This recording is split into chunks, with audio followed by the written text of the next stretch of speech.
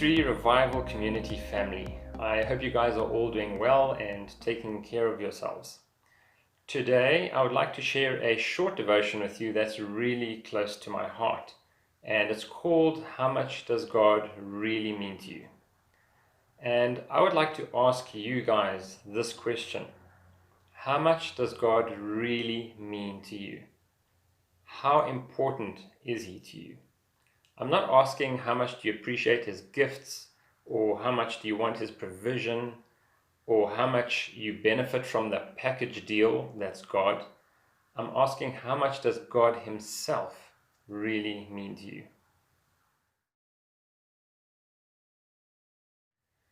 Recently I was reading the story of Moses and how Moses had been sent by God into Egypt to free the people of Israel from slavery.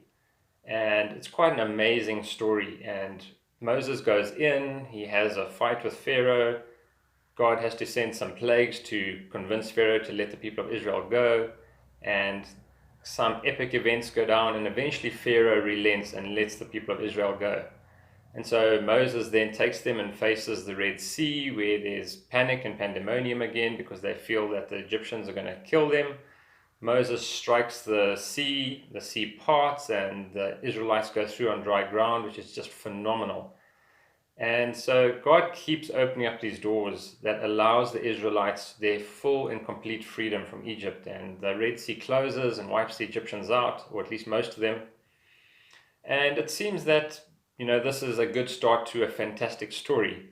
God has removed the Israelites from slavery and bondage and idolatry. But it seems the idolatry and the slavery hasn't been freed from the Israelites' hearts. And the Israelites seem to continue rebelling against God. And there's kind of this match between God and Moses as they each take turns getting frustrated with Israel. But what's really fascinating is there comes a point where God has now freed the Israelites. They're free from the Egyptians. They're now on their way to the promised land. And God has a very interesting discussion with Moses. And this is found in the book of Exodus, chapter 33, and we're going to read from verse 1 to 3. Then the Lord said to Moses, "Get going, you and the people you brought up from the land of Egypt.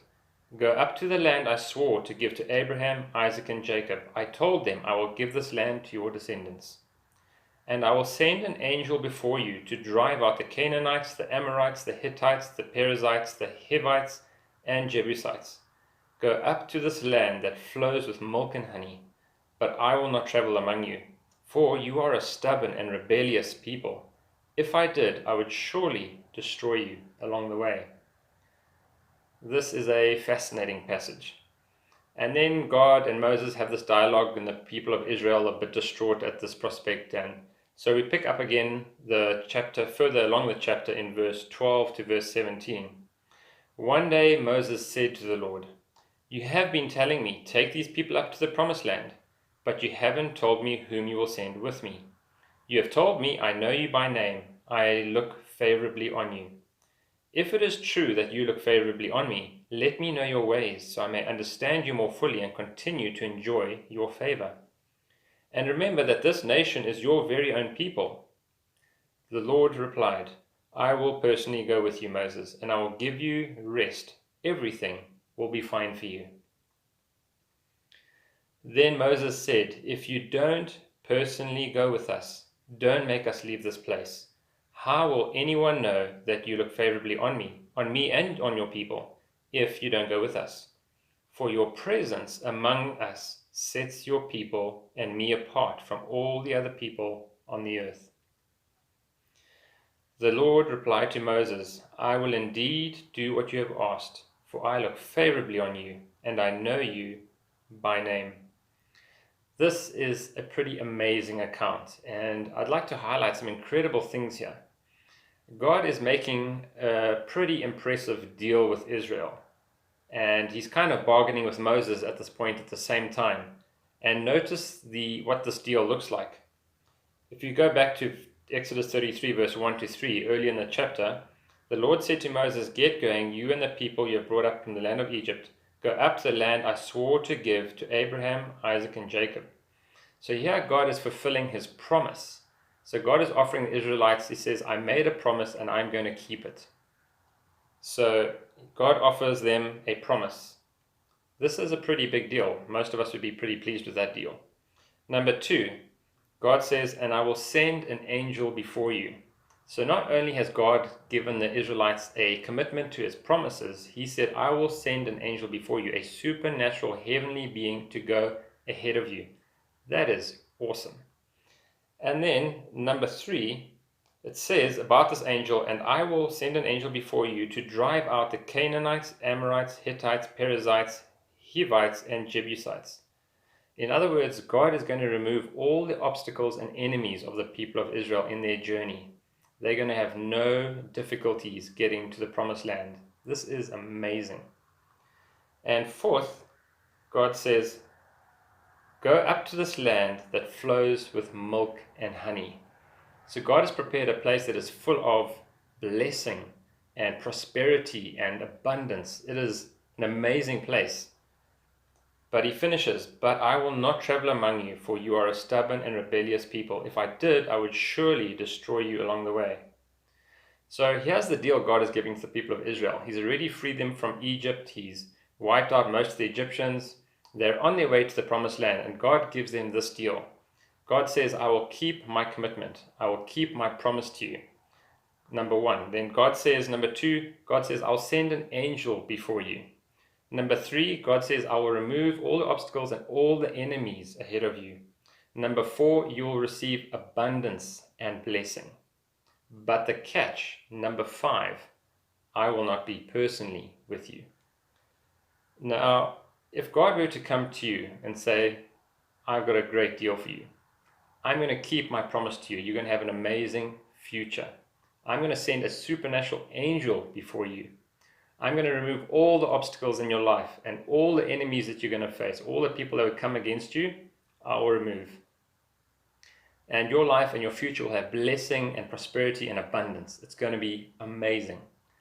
One catch, I won't be there personally. Think about it honestly. Would you take that deal? Would that be enough for you? Would you look at that and go, wow, that's amazing. Yes, I'm in. For Moses, this was not enough. It was no deal. And if we look at verse 15 and 16, Moses says, then Moses said, if you don't personally go with us, don't make us leave this place. How will anyone know that you look favorably on me and on your people, if you don't go with us? For your presence among us sets your people and me apart from all the other people on the earth. Moses is saying, God, your personal presence with us is what sets us apart from everybody else in the world. Do not let us and do not make us go away from this place if you will not go with us.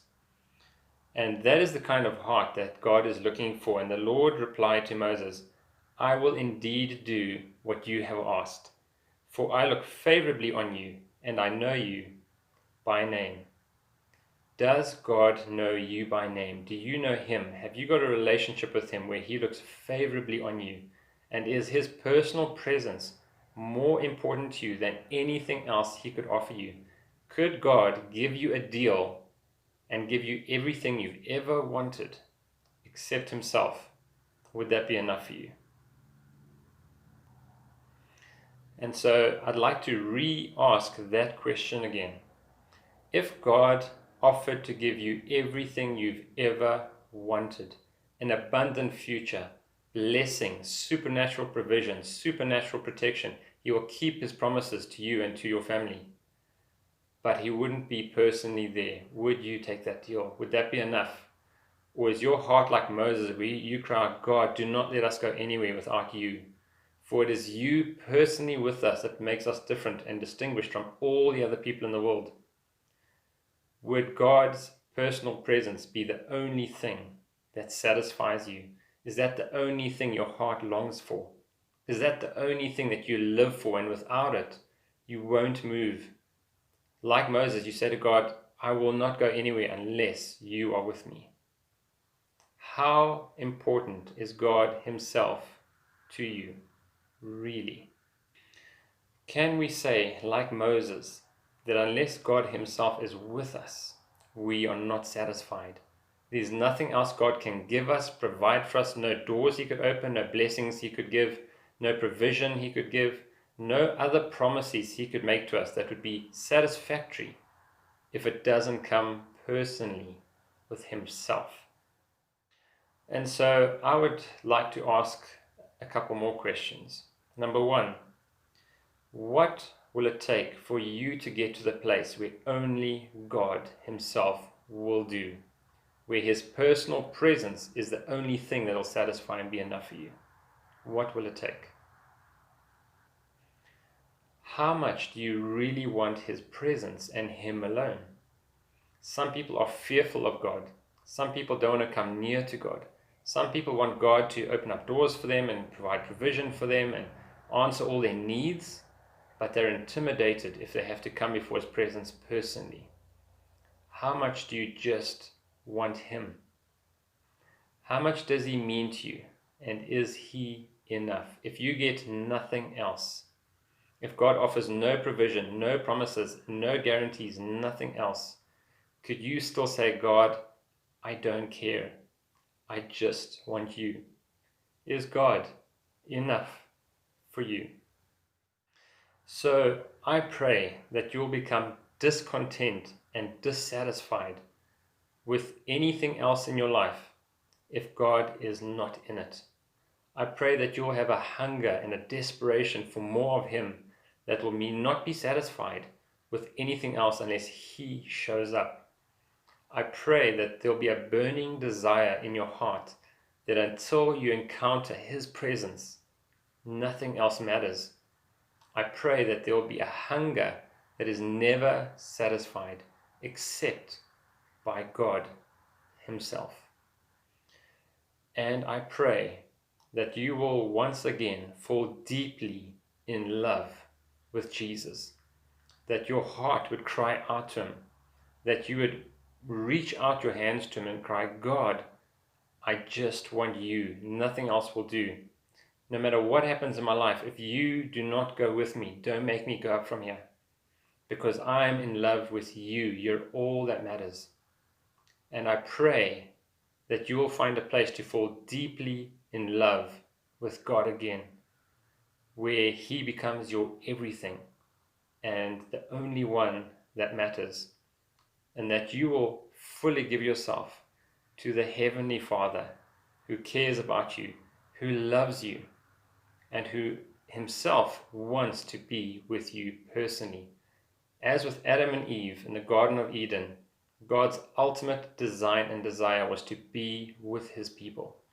And in the book of Revelation, when judgment day is over, God says once again, he will be with his people. That has always been his desire. But is it your desire? Do you have a desire to be with him more than anything else?